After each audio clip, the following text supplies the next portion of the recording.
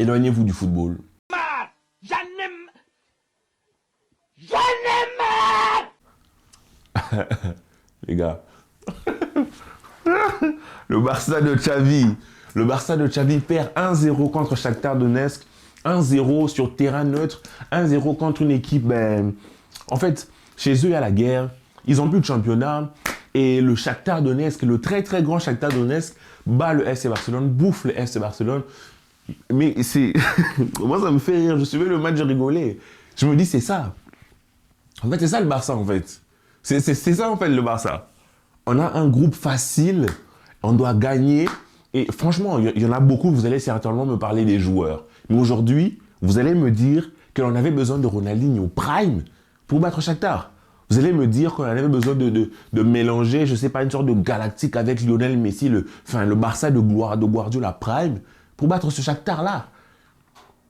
C'est ça, en fait, que Xavi veut nous dire. Il va nous parler de la pelouse, en fait. Mais Xavi, c'est un clown, en fait. Et non, mais c'est une blague. C'est une blague, moi, j'en peux plus. J'en peux plus, en fait, parce que je regardais le match, je rigolais, même à la mi-temps, je me disais, mais c'est une blague, en fait. C'est une blague, en fait, ce qui se passe, en fait. Je ne sais pas si vous vous rendez compte, en fait, Shakhtar nous a bouffé. On a été incapable de produire quoi que ce soit face à Shakhtar. Incapable. Xavi était là, inactif. Mais je suis désolé. Je suis désolé. Moi, franchement, je vais le dire. Pour une fois, je vais un peu dériver. Pour une fois, je vais un peu dériver du côté sombre. Je vais le dire franchement. Je commence à me poser la question si Xavi a sa place sur le banc du FC Barcelone. Parce que c'est très grave. C'est très grave. Pourquoi je dis que c'est très grave? Parce que déjà, c'est Shakhtar, bon sang, bon sang. Tu avais besoin de quoi, en fait? Tu as besoin de qui sur le terrain? Aujourd'hui, tu as beau me dire, moi, je suis d'accord, on peut parler. Hein. On peut parler, Rafinha, son match, il est nul. Il ne sert à rien, Ferran, il ne te sert à rien. Lewandowski, il ne voit pas du tout le ballon. Au milieu de terrain, Auriol, enfin, quand c'est défensif, encore une fois, c'est bien. Mais dans l'organisation, il ne te sert à rien. Gundogan qui a fait son match top. Ter Stegen qui nous sauve sur certaines opportunités. Christensen qui était top, mais qui se loupe sur le but. Le but du Shakhtar, en fait, c'était le Barça Prime. Pourquoi? Déjà, sortie de balle magnifique, transversale magnifique, centre magnifique, coup de tête magnifique du joueur magnifique, on dirait Sergio Ramos, finale Ligue des Champions. Franchement, ils ont géré. Et nous, de notre côté, on était à 3 dans la surface. Il était seul, le mec tout seul. Il a réussi à mettre la tête. Mais nous, on a besoin... non, il faut faire rentrer les magiciens. Il faut faire rentrer les... on a besoin de Pedri. Oui, on a besoin aussi de Félix. On a besoin aussi de Baldé pour battre l'ogre Shakhtar. On a besoin de Ronaldinho, de Ronaldo Nazario pour battre en fait l'ogre Shakhtar. On a besoin de Messi 2012 en fait pour battre Shakhtar. On n'arrive pas à faire de pressing, on n'arrive pas à récupérer le ballon, on n'arrive pas à construire le jeu. J'avais vraiment l'impression quand je suivais que une fois qu'on a fait entrer les Pedri et tout ça, c'est vrai le match était mieux, mais on dirait que le truc, l'organisation c'était, on prend le ballon. On fait tourner, on essaie de se faire des passes en fait. On essaie de voir où se trouve le trou. Ce n'est pas au coach de faire, ce n'est pas aux joueurs de faire ça. Les joueurs, ils jouent au ballon, mais c'est au coach d'avoir une organisation. C'est au coach de préparer ça, c'est le travail du coach. Moi, j'ai envie de vous dire, ceux qui me disent que, ouais, les joueurs n'étaient pas bons, Ferran n'est pas bon. Je suis d'accord, Ferran n'est pas bon, Rafinha n'est pas bon, ces joueurs-là ne sont pas bons. Mais moi, je pense que, est-ce qu'on avait besoin du Barça Prime pour battre Shakhtar? C'est la question que moi, je vous pose. On avait besoin du Barça Prime pour battre Shakhtar? Non, pas du tout. Pas du tout. Pour moi, tu mets l'équipe B si elle veut. Si l'équipe B joue correctement, il bat Shakhtar.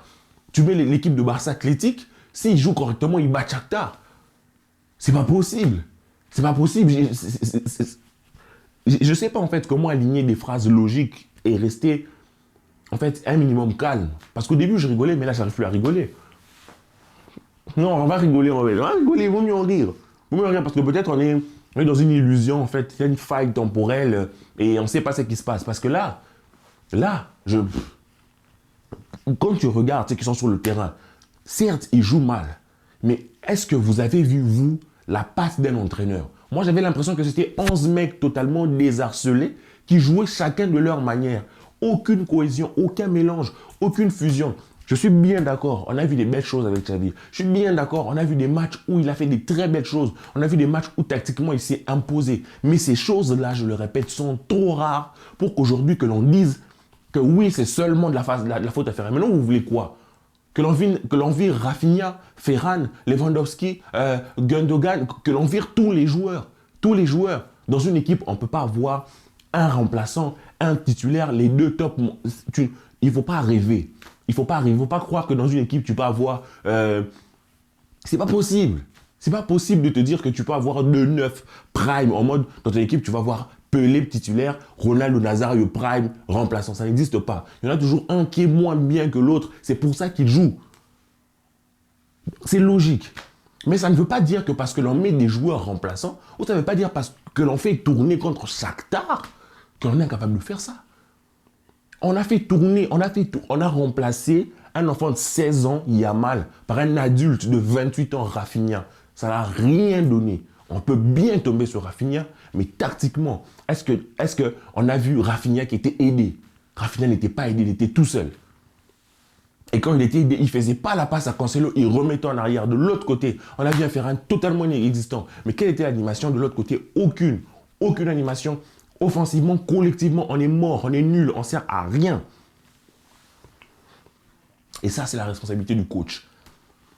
Pour moi, la responsabilité du coach n'est pas simplement d'être sur le banc quand les meilleurs joueurs font le travail. Bien sûr, quand tu as des joueurs extraordinaires, ils feront toujours le travail. Mais c'est à toi, le coach, de faire en sorte que quand tes joueurs ne sont pas des joueurs extraordinaires, que tu réussisses à gagner.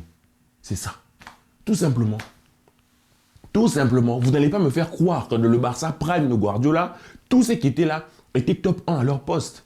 Ça ne fonctionne pas comme ça. C'est quoi hein? C'est Shakhtar. C'est Shakhtar. On a beau dire que, je ne sais pas comment vous le voyez, peut-être les joueurs n'avaient pas de force dans les jambes, ils avaient l'air fatigués. Moi, je n'ai pas vu des joueurs fatigués aujourd'hui.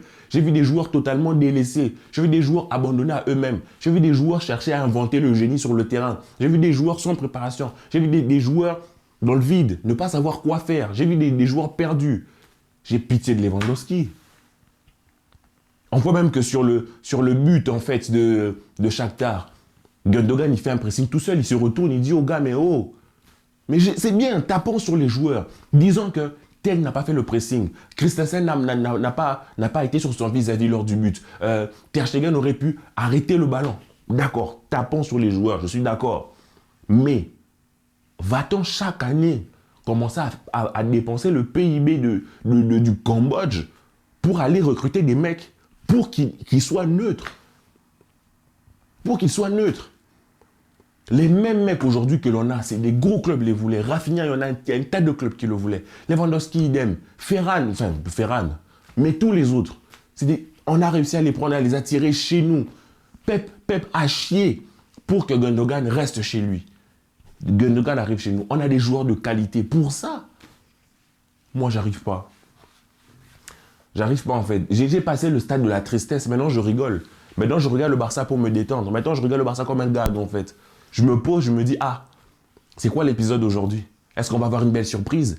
Est-ce qu'on va voir des joueurs être super forts et cacher en fait, commencer à effacer l'impact des joueurs? Aujourd'hui, quand vous regardez, on va dire que certes, les joueurs sur le terrain n'ont pas répondu présent, surtout nos attaquants. Mais regardez notre numéro 9. On a combien de frappes cadrées? Une seule frappe cadrée. Regardez notre numéro 9 en fait. Regardez la tristesse de la chose. Notre numéro 9, il fait quoi? Rien. Que dalle, nada, rien. C'est pas de sa faute. C'est vrai, il fait des mauvais contrôles, d'accord. Mais est-ce qu'on arrive à le toucher? Est-ce qu'on arrive à le faire jouer? Est-ce qu'on arrive à le faire sentir le but? Non, absolument pas. On n'arrive pas à jouer. C'est très grave. J'ai pitié de lui. Je vois Lewandowski, je me dis, le gars, il va prendre sa retraite. On va le faire prendre sa retraite trop tôt. Ça me fait pitié. Ça me fait pitié des joueurs qui deviennent banals. Qu'est-ce qu'on espère en fait? Rafinha, sa première période, il était dégueulasse. Il rate énormément de ballons, beaucoup de contrôle, beaucoup de mauvaises passes. Il se fait... D'accord. Moi, je suis d'accord pour que l'on critique les joueurs. Mais s'il vous plaît, aujourd'hui, je rejoins ceux qui disent que Xavi est largement critiquable. Largement critiquable. Je ne vois pas qu'est-ce qu'il prépare en entraînement. Aujourd'hui, je n'ai pas vu quelque chose qui me fait dire « Ah, c'est seulement les joueurs ». Non, c'est comme contre la Sociedad. Une sorte de diarrhée collective. Il n'existe même pas de collectif. On dirait 11 mecs que tu as déposés sur le terrain et tu vas dire « Essayez de marquer ». Essayez de marquer quelques dédoublements centres. On n'arrive pas à... C'est triste. Hein. C'est triste. Ça, c'est le Barça de Xavi. Ça, c'est le Barça de Xavi. Alors, il ne faut pas avoir la mémoire courte. Moi, je ne veux pas qu'on me dise, mais Jules, tu as la mémoire courte. Tu as oublié, on avait fait ça de bien. On avait fait ça. Génial. Génial. Mais on avait fait ça de bien. On fait ça de bien une fois chaque 3 mois. Une fois chaque 3 mois, on fait une vraie prestation. Sur le reste, là, on est là, on bégaye, on donne des... C'est quoi? On a besoin de temps. On est en reconstruction. Nous ne sommes pas en reconstruction. La reconstruction, c'était l'année passée. Tu avais arrivé au club, ça fait 2 ans. On a besoin de temps. Arrêtez. C'est vrai, un projet prend du temps. Un projet prend du temps. Mais quand même. Avec les joueurs que l'on a voulu me faire croire que... c'est dégueulasse. Ça me dégoûte, en fait, ce Barça.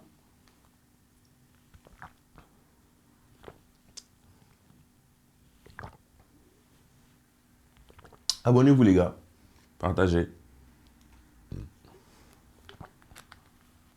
Je vous laisse avec ça. Que la paix soit sur vous.